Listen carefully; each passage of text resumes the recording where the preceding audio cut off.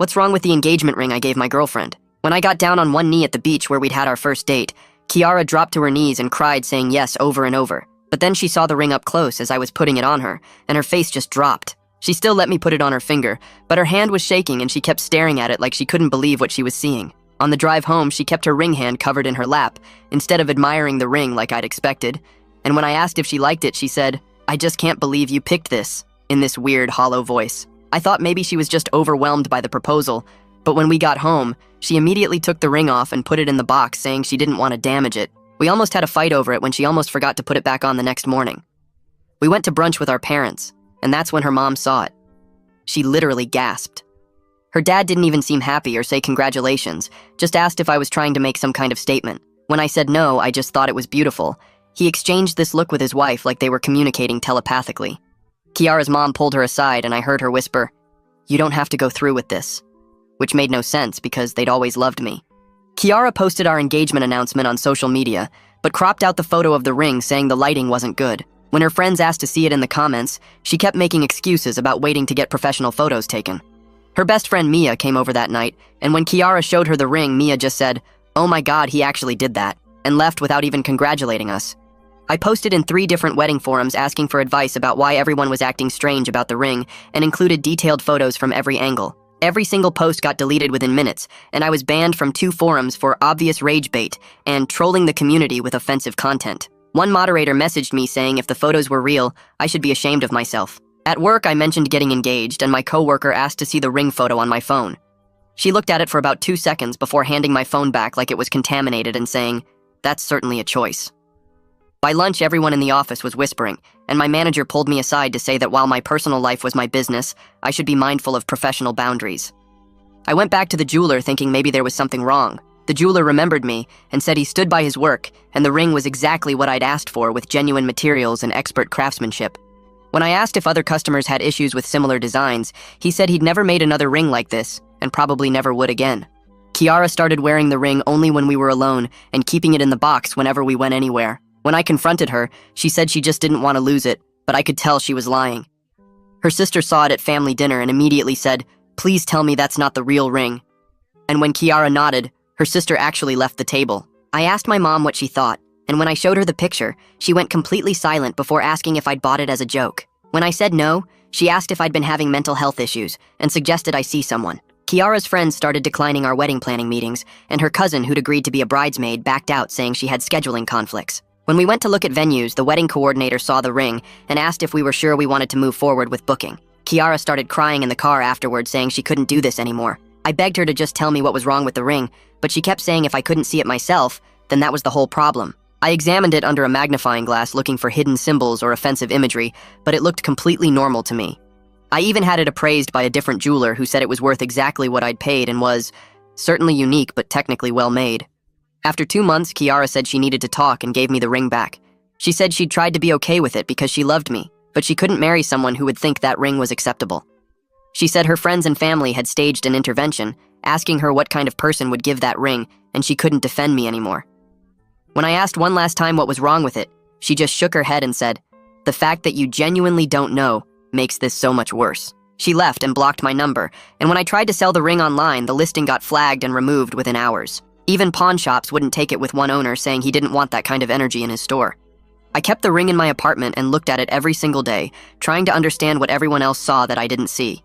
It was literally a classic oval-shaped diamond, with small sapphires around the band, because blue was Kiara's favorite color. I thought it was just a beautiful normal ring, but I had no idea how wrong I was. That first night after Kiara left, I sat at my desk with the ring under my lamp for hours.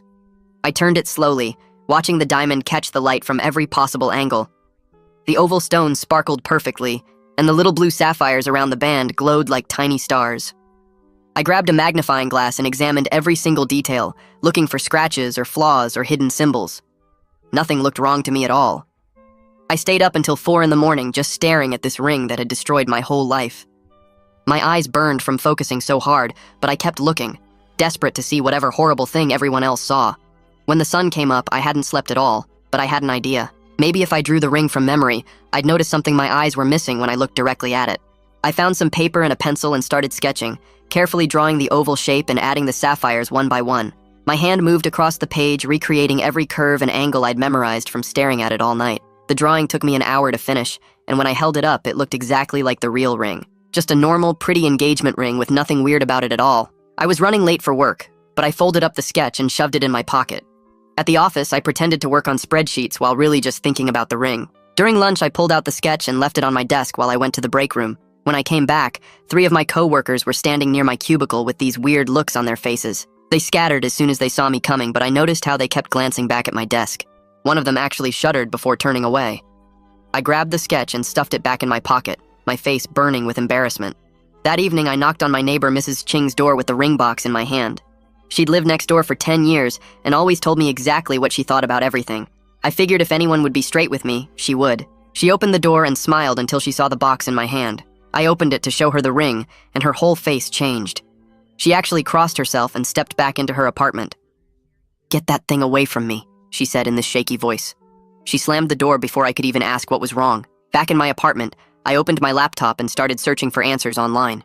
I typed in everything I could think of about oval diamonds and sapphires and symbolic meanings. Maybe the combination meant something bad in some culture I didn't know about. I spent hours reading about gemstone meanings and jewelry symbolism and wedding traditions from around the world. Everything I found said oval diamonds meant eternal love and sapphires meant loyalty and truth. Nothing explained why everyone acted like my ring was cursed or evil. The searches just showed me normal wedding websites with happy couples and beautiful rings that looked a lot like mine. Over the next few days, things got even weirder. The delivery guy from the Chinese place always came right to my door, but after I answered once while holding the ring box, he stopped. Now he just left the food downstairs by the mailboxes and texted me to come get it. The same thing happened with my Amazon packages and even the pizza delivery. It was like word had spread that my apartment was somewhere to avoid. A week after Kiara left, I decided to take the ring photos to different jewelry stores. I printed out pictures from every angle and went to 5 different shops, pretending I wanted something similar made. The first jeweler looked at the photos for maybe 2 seconds before sliding them back across the counter. "We can't help you," he said. The second place suggested I consider a completely different design without even explaining why. The third jeweler, an older woman with gray hair, looked at me with something like pity in her eyes. "The proportions are unfortunate," she said quietly. When I asked what she meant, she just shook her head. "Have you considered talking to someone about why you can't see it?" she asked. She handed me a business card for a therapist before I left. The 4th and 5th stores basically threw me out the second they saw the photos. I was starting to think everyone else was crazy, not me. Maybe I needed to get my eyes checked because obviously something was wrong with how I was seeing this ring. I made an appointment with an eye doctor for the next day, telling them I was having vision problems. The optometrist ran every test she had, checking my vision from every angle and distance. She dilated my pupils and shined lights in my eyes and made me read charts until my head hurt. After an hour of tests, she sat back in her chair looking confused. "Your vision is perfect," she said. "Why did you really come here?" I pulled out my phone and showed her the ring photo. The clipboard fell out of her hands and clattered on the floor. Her face went white, and she stood up so fast her chair rolled backward into the wall. "You need to leave," she said, not even picking up her clipboard. She opened the door and stood there waiting for me to go. As I walked past her, she muttered something about some things that can't be unseen. I heard her lock the door behind me as soon as I stepped into the hallway. I stood in that hallway for a minute trying to process what just happened before heading back to my apartment.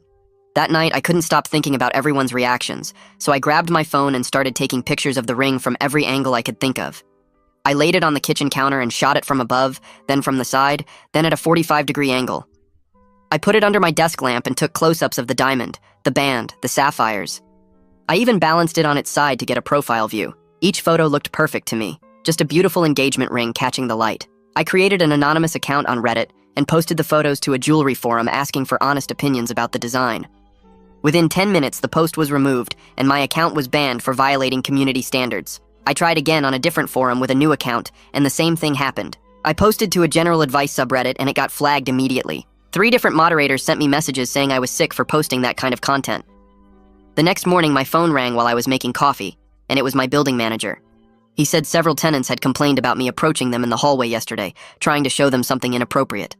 I told him I was just asking about a ring, but he cut me off and said if there were any more complaints, he'd have to start eviction proceedings. After he hung up, I realized I had shown the ring to maybe 4 or 5 neighbors over the past week, and they must have all reported me. I spent the rest of the morning searching online for psychologists who specialized in perception disorders.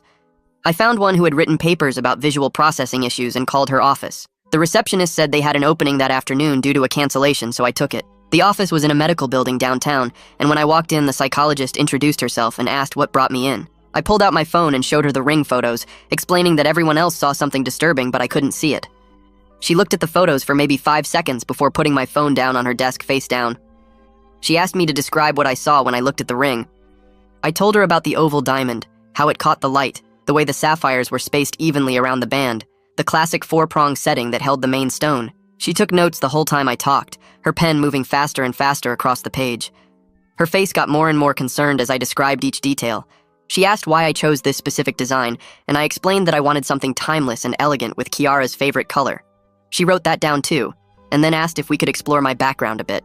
Over the next 3 sessions, we went through my whole childhood, looking for anything that might explain my perception issue. She asked about my relationship with my parents, any traumatic events, my education, my previous relationships. We talked about how I met Kiara, our relationship dynamics, what marriage meant to me. She kept coming back to questions about my intentions with the ring design, asking if I was trying to send a message or make a statement. I kept telling her I just wanted something beautiful, but she'd write that down and ask again in a different way. She asked about my understanding of symbols and shapes, if I'd studied art or design, if I had any interest in occult or religious imagery.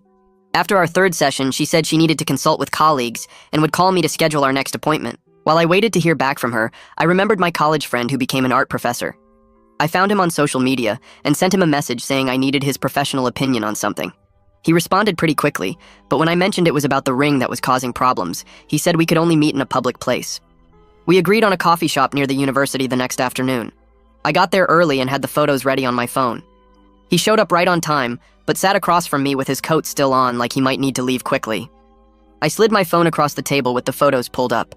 He glanced at them for maybe 2 seconds before sliding the phone back to me. He said the composition created what he called a deeply uncomfortable visual narrative, but when I asked him to explain, he just shook his head. He told me some things were better left unexamined and got up to leave. I grabbed his arm and begged him to help me understand, but he pulled away and said he couldn't be involved with this. That night, I started having dreams about the ring. In the dreams, everyone around me could see something floating above it, like a shadow or a shape that was obvious to them but invisible to me. I'd wake up and immediately look at the ring, searching for whatever was in the dream, but it looked the same as always. The dreams got more intense each night, with the shadow getting darker and more defined, but I still couldn't make out what it was supposed to be. After a week of these dreams, I decided to hire a private investigator to look into the jeweler who made the ring. I found a PI through an online directory and met him at his office. I explained that I wanted to know if the jeweler had deliberately sabotaged my ring somehow. The PI took the case and said he'd have preliminary findings within a few days. When he called me back, he said the jeweler had no criminal record, no complaints filed against him, nothing unusual in his background. But he mentioned something interesting. The jeweler had retired immediately after making my ring and moved out of state. The PI had the jeweler's new address, and I decided I had to talk to him in person. I drove 6 hours to find him living in a small house in a retirement community. When he answered the door, he recognized me immediately and his face went pale. I begged him to explain what he'd done to the ring. He invited me in, and we sat in his living room where he swore he'd only followed my exact specifications.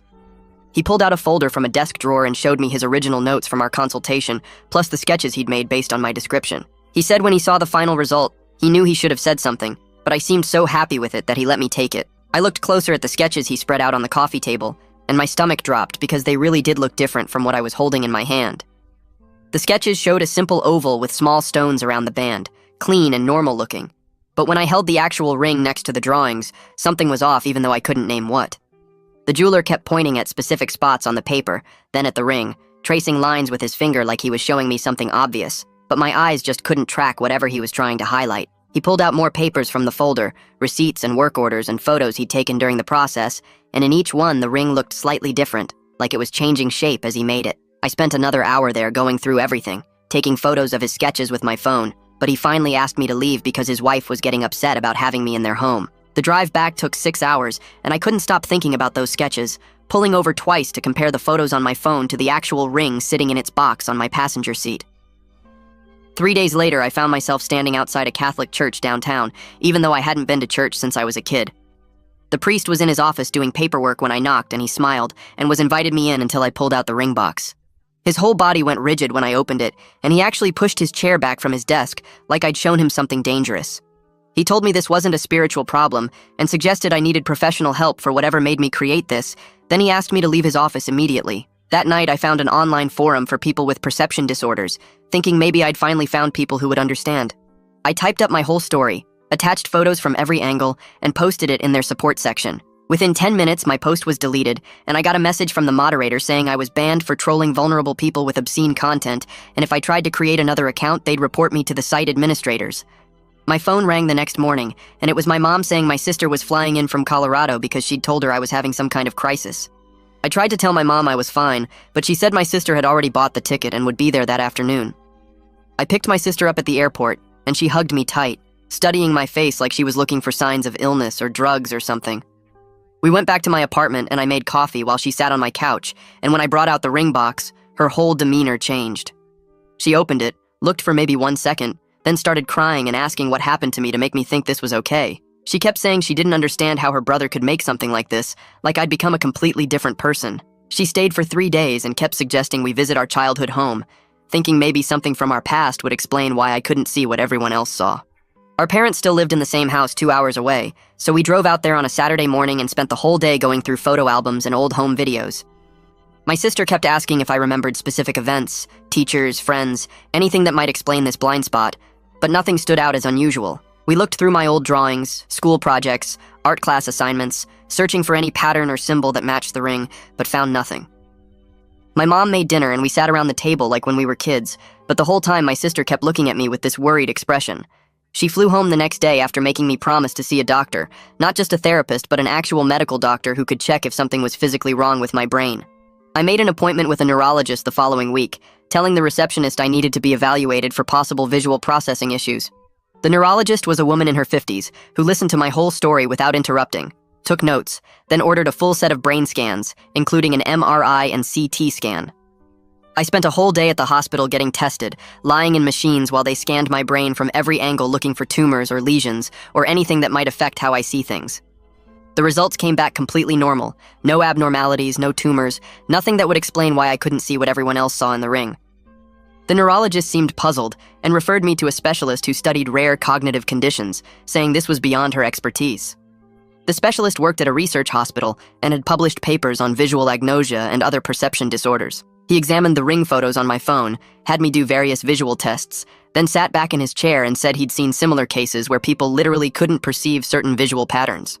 He explained it might be selective visual agnosia, where my brain couldn't process whatever specific pattern everyone else was seeing, and he said while it was extremely rare, there were documented cases in medical literature going back decades. We spent 3 sessions trying different exercises to help me see the pattern, looking at the ring through colored filters, under different types of light, reflected in curved mirrors, even using special glasses that were supposed to help with visual processing. Nothing worked, and I still saw the same beautiful oval diamond with sapphires that I'd always seen, while he kept making notes about my responses with this concerned look on his face. He suggested I attend a support group for people with visual processing disorders, saying it might help to talk to others with similar conditions. The group met in a community center basement every Tuesday night, about 12 people sitting in a circle talking about living with various types of agnosia and visual processing problems. When it was my turn to share, I explained my situation and showed the ring photos on my phone, and even these people who dealt with perception issues every day seemed uncomfortable. One woman said my case seemed uniquely severe, and the group leader suggested I might benefit from individual therapy rather than group sessions. I found an artist online who said she could paint visual interpretations of objects that people had trouble understanding. She worked out of a small studio downtown, and when I called her, she sounded hesitant, but agreed to meet after I explained my situation. The studio smelled like paint and turpentine, and she had canvases stacked everywhere against the walls. I showed her the ring photos on my phone, and she jerked back like I'd shown her something gross. She said she'd need $800 up front, and I couldn't watch her work or come back until she was done. I paid her cash, and she took the photos to study them, but kept holding my phone at arm's length. 3 days later, she called and said the painting was ready, but I had to come alone and take it wrapped. When I got to her studio, she had the painting already wrapped in thick brown paper with tape all around the edges. She handed it to me quick like it was hot and told me not to open it in public or around other people. She looked tired, and her hands were shaking a little when she gave me the package. I asked if she was okay, and she just said some things were harder to paint than others and practically pushed me out the door. Back in my apartment, I sat on my couch and carefully peeled off the tape and unwrapped the brown paper. The painting showed a ring on a black background, and it looked exactly like what I'd always seen. The oval diamond caught the light perfectly, and the little blue sapphires sparkled around the band, just like in real life. I stared at it for an hour, trying to see something different, but it was just a beautiful painting of a beautiful ring. I wondered if she'd scammed me and just painted what any normal person would paint when asked to paint a ring. My sister lived 3 states away, so I called her on video chat and held up the painting to my laptop camera.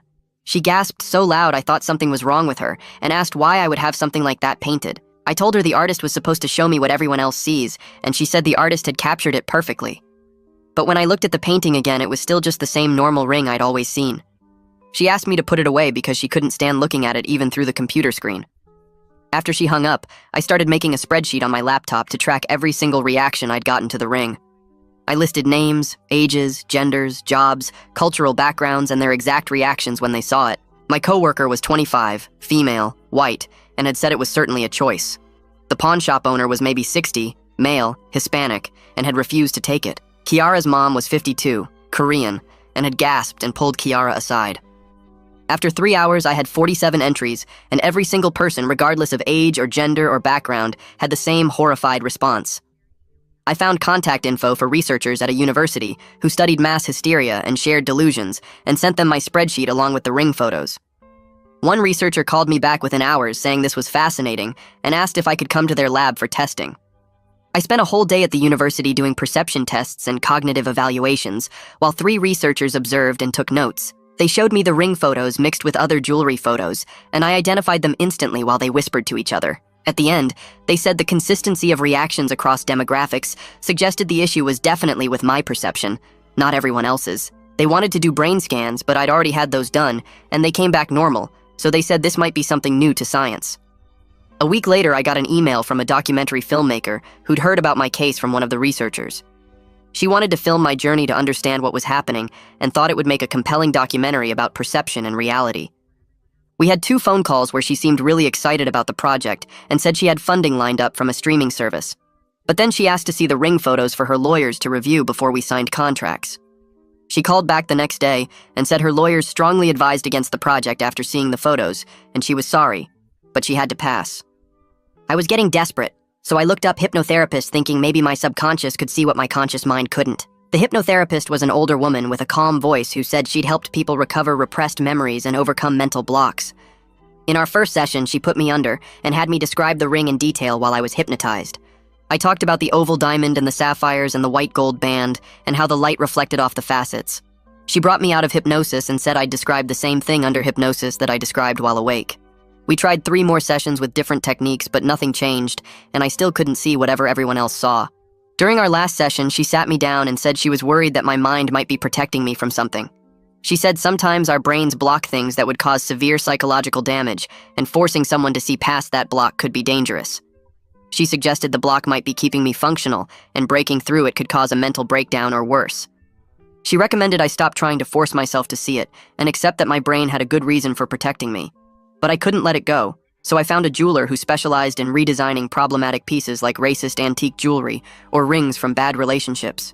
She said she could help, but she wouldn't look at the ring directly and would need to work from descriptions only. She suggested we could melt it down completely and start fresh with the gold and stones, but I told her I needed to understand what went wrong first. She said sometimes in jewelry design, certain proportions and angles could create unintended visual effects that most people would find disturbing, but she'd need to study it more to give me specifics. She pulled out a notepad and started drawing circles and lines while talking about negative space between the oval and the band, creating what she called unfortunate convergence points. Her pencil moved across the paper, making weird angles and measurements, but when I looked at her drawing, it still just looked like normal ring sketches to me. She kept using words like asymmetrical tension and visual discord, but my eyes couldn't see any of what she was describing. After an hour of technical terms that meant nothing to me, I left more confused than when I'd arrived. 3 days later, I found an online listing for a design workshop at the local art college that focused on how shapes and proportions affect perception. The instructor was a woman in her 50s who wore thick glasses and had paint stains on her fingers. When I showed her the ring photo before class started, she actually stepped back and said this would be perfect for demonstrating when good intentions go horribly wrong. During her presentation, she put my ring photo on the projector but had pixelated it, so much you could barely make out the basic shape. She pointed at different parts of the blurry image, talking about how certain combinations of curves and angles could create deeply unsettling visual effects. The other students in the workshop kept nodding and taking notes, while I stared at the pixelated blob trying to understand what they were seeing. We did an exercise where we had to trace shapes with our fingers on paper without looking. When it was my turn to trace the ring's outline from memory, my fingers moved in smooth curves around the oval and small circles for the sapphires. But as my fingers moved, several people near me got up and left the room holding their stomachs. One woman actually gagged and ran to the bathroom. My fingers felt only smooth curves and normal shapes, but everyone else was having physical reactions to watching me trace. The instructor stopped me halfway through and said that was enough for the demonstration. After the workshop, I spent weeks searching online for specialists who understood visual perception disorders. Most doctors I contacted said they couldn't help once I mentioned the ring situation. But then I found a specialist 2 hours away who specifically worked with people who had my type of agnosia. Her office was in a medical building with lots of plants and soft lighting. She was younger than I expected, with curly hair and kind eyes. She explained that sometimes our brains protect us from seeing things that would cause severe psychological distress. She said the protection mechanism was actually keeping me functional, and breaking through it had to be done carefully. We started with a breakthrough technique she'd developed using gradual exposure therapy combined with guided visualization. First, we worked with simple shapes like triangles and squares on cards. She'd have me look at them while she described what she saw, and I'd try to see it too. We spent hours just looking at basic geometric patterns while she talked about angles and proportions. Then we moved to more complex patterns with overlapping shapes and curved lines. After 3 weeks of these exercises, she said we were ready to try with the actual ring. I brought it in its box, wrapped in a cloth, because she said she needed to prepare herself mentally before looking at it. She had me hold the ring while she sat across from me, describing each element in detail. She talked about the oval's specific dimensions and how the sapphires created a pattern around it. For just a second, I thought I saw something shift in the design, like the stones were moving, or the oval was changing shape. But then it was gone, and the ring looked normal again. We kept doing sessions twice a week for another month. Each time she'd have me look at the ring from different angles while she described what she saw. I started to notice that the proportions seemed slightly off somehow. The oval wasn't quite as perfect as I'd always thought. The sapphires around the band created an odd pattern that my eyes wanted to skip over. During one session, she brought out a curved mirror like the kind you see in parking garages. She had me hold the ring up and look at its reflection in the curved surface. The distortion from the mirror changed how the shapes appeared. For just 1 second, I saw it clearly. The oval and sapphires together formed something that made my stomach turn violently. It was like those optical illusions where you suddenly see the hidden image, except this hidden image was something deeply wrong. The image disappeared as quickly as it came, but now I knew it was there. I couldn't unsee the knowledge that something horrible was hidden in the design, even if I couldn't hold the actual image in my mind. My hands were shaking and I had to put the ring down. The specialist said this was progress, but we needed to be careful not to push too hard. Over the next few sessions, we worked on coping strategies for living with this knowledge. She helped me understand that my brain's protection mechanism was probably keeping me from having a complete breakdown. She said some people's minds create these blocks to maintain basic functioning when faced with something too disturbing to process. We practiced breathing exercises and grounding techniques for when I felt overwhelmed by the knowledge that something was wrong, even without seeing it fully. She recommended I keep the ring locked away and try not to think about it too much. But I couldn't stop wondering what exactly everyone else saw so clearly that my brain wouldn't let me see. I called around to find someone who would destroy the ring completely. Most jewelers wanted to melt it down for the gold and stones, but I needed it gone entirely. Finally found a guy downtown who worked with industrial equipment and agreed to do it. When I brought the ring in, he put on thick welding goggles and heavy work gloves before even opening the box. He used some kind of crushing machine first, then melted the pieces with a torch that burned way hotter than normal jewelry equipment. The whole process took less than 10 minutes, and when it was done, there was nothing left but slag that he swept into a hazardous waste container. Walking out of that shop, I felt my shoulders drop and realized I'd been holding them tight for months. My whole body felt lighter, like I'd been carrying something heavy without knowing it.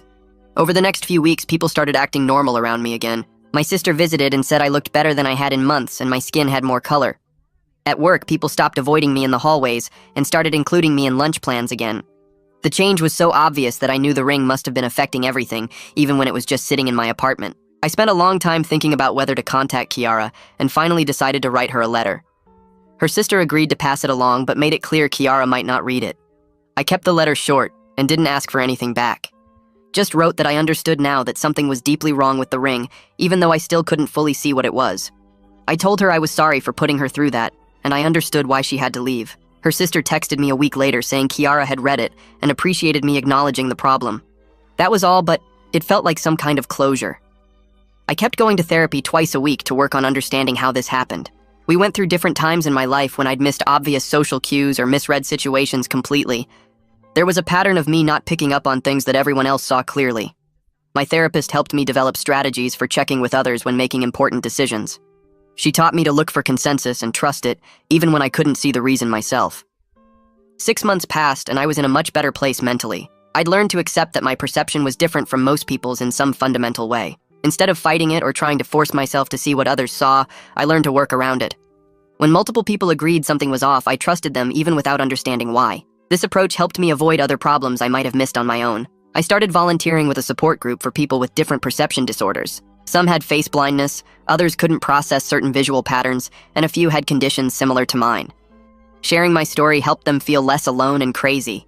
They helped me understand that having a different way of seeing the world wasn't necessarily bad, just different. We had to be more careful and rely on others more, but we could still live normal lives. After 8 months, I felt ready to try dating again. I was upfront about my perception issues without going into the whole ring story. Most people were understanding, and some were even curious about how I experienced the world differently. When I started seeing someone regularly, I made sure to let her pick out any jewelry or gifts that involved visual design. She appreciated my honesty and said it showed growth that I recognized my limitations. We took things slow, and I constantly checked in with her friends and family to make sure I wasn't missing any red flags. Looking back now, the whole ring incident taught me more about myself than years of normal life would have. I learned that sometimes our brains protect us from seeing certain things, and that protection might be what keeps us functional. I learned to trust others when they all see something I don't. Most importantly, I learned that being different doesn't mean being wrong. It just means needing to be more careful and humble about my limitations. The ring is gone, but the lessons it taught me will stick with me forever. That was such a sweet ride. Thanks for letting me share it with you. I'm honestly just glad you're here. If you'd like to join me again, make sure you subscribe and keep the good vibes rolling.